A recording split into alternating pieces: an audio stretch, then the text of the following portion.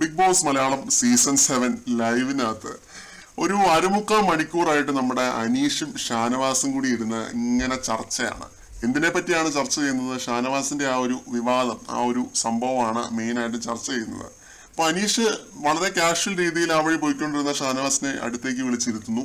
ഇത് പറയുന്നു, ശനിയാഴ്ചക്ക് വേണ്ടി ഞാൻ കാത്തിരിക്കുകയാണ്, ഞാൻ വളരെയധികം വലിയ ടെൻഷനിലാണ് എന്ന് പറയുന്നുണ്ട്. ഷാനവാസിന്റെ കേസ് അനീഷിനെയാണ് ബാധിച്ചിരിക്കുന്നതെന്ന് തോന്നുന്നു കേട്ടോ. ഷാനവാസിനെക്കാട്ടിലും ബാധിച്ചിരിക്കുന്നത് അനീഷിനെയാണെന്ന് തോന്നുന്നു കേൾക്കുമ്പോൾ. ടെൻഷനിലാണെന്ന് പറയുന്നുണ്ട്. പിന്നെ ലാലേട്ടൻ നിനക്ക് അനുകൂലമല്ലാത്ത രീതിയിൽ വല്ലതും എന്തെങ്കിലും പറഞ്ഞു കഴിഞ്ഞാൽ നിന്റെ കാല് തല്ലി ഒടിച്ച് നിന്നെ ഞാൻ ICUലാക്കും എന്നൊക്കെ അനീഷ് പറയുന്നുണ്ട്. ഇത് ഫൺ രീതിയിൽ പറയുകയാണ് കേട്ടോ. അപ്പൊ ഷാനവാസ് അവിടെ ഇരുന്ന് ചിരിക്കുന്നുണ്ട്, അവിടെ ആ ഒരു കൗച്ചിൽ കിടക്കുകയാണ്.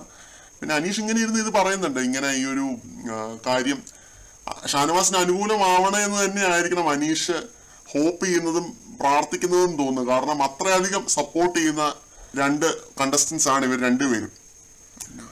അപ്പൊ ഷാനവാസ് പറയുന്നുണ്ട്, ഞാൻ പറഞ്ഞ കാര്യങ്ങളിൽ ഞാൻ കോൺഫിഡന്റ് ആണ്, എന്റെ രണ്ട് കാലം നിനക്ക് ഞാൻ തല്ലി ഒടിക്കാൻ തന്നേക്കാം, നീ അത് തല്ലി ഒടിച്ചോ, പക്ഷെ നിന്നെ ഞാൻ വീൽ ചെയറിലാക്കിയിട്ടായിരിക്കും ഈ വഴി അതിനെ ഔട്ടാക്കി വിടുന്നത് എന്നുള്ള രീതിയിലൊക്കെ ഇവര് ഫൺ കോൺവെർസേഷൻ ആണ് കേട്ടോ. രണ്ടുപേരും കൂടി ഇരുന്നിട്ട് ഇവർ ഈ രീതിയിൽ ഇങ്ങനെ ഇരുന്ന് സംസാരിക്കുന്നത് ഇതിന് മുമ്പ് ഞാൻ കണ്ടിട്ടില്ല.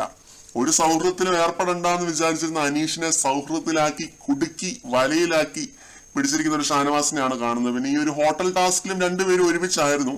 അപ്പൊ ഇവരിങ്ങനെ നടക്കുന്ന ഒരേപോലത്തെ യൂണിഫോമും കാര്യങ്ങളും ഒക്കെ ഇട്ട് നടക്കുന്നത് കാണാൻ തന്നെ ഒരു നല്ല രസമായിരുന്നു. അതായിരുന്നു ഈ ടാസ്കിലെ ആകെയുള്ള ഒരു പോസിറ്റീവ് ഫാക്ടർ. ഗസ്റ്റ് ആയിട്ട് വന്ന റിയാസും ഒക്കെ കണക്കായിരുന്നു, പക്ഷെ അനീഷും ഷാനവാസും ഈ ഒരു ടാസ്ക് തൂക്കിയ പോലെ എനിക്ക് തോന്നി. അത് അവരുടെ ആ ഒരു സൗഹൃദം അതിന്റെ ഒരു മെയിൻ റീസൺ ആണ്. രണ്ടുപേരും വളരെ ആത്മാർത്ഥമായ സുഹൃത്തുക്കളാണ് കേട്ടോ. നമ്മൾ വിചാരിക്കുന്നതിലും ആത്മാർത്ഥമായ സുഹൃത്തുക്കളാണ്. പിന്നെ ഇവര് പറയുന്ന ഒരു കാര്യം നമ്മുടെ ഗസ്റ്റിനെ പറ്റിയാണ്. അത് പറഞ്ഞപ്പോഴാണ് ഗസ്റ്റിന്റെ കാര്യം ഓർത്തത്. ഗസ്റ്റ് നാണം കെട്ട് പോയി എന്നാണ് കേട്ടോ പറയുന്നത്.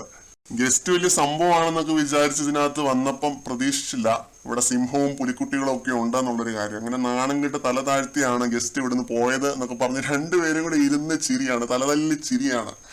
ഇവരുടെ ഈ ഒരു സൗഹൃദം കണ്ടിട്ട് എനിക്ക് ഓർമ്മ വരുന്നതെന്ന് പറഞ്ഞു കഴിഞ്ഞാൽ ഒരു രണ്ട് കണ്ടസ്റ്റൻസിനെ ഓർമ്മ വരുന്നുണ്ട്. ആ പേരുകൾ ഞാൻ പറയുന്നില്ല, പ്രേക്ഷകർ ഗസ് ചെയ്യുക.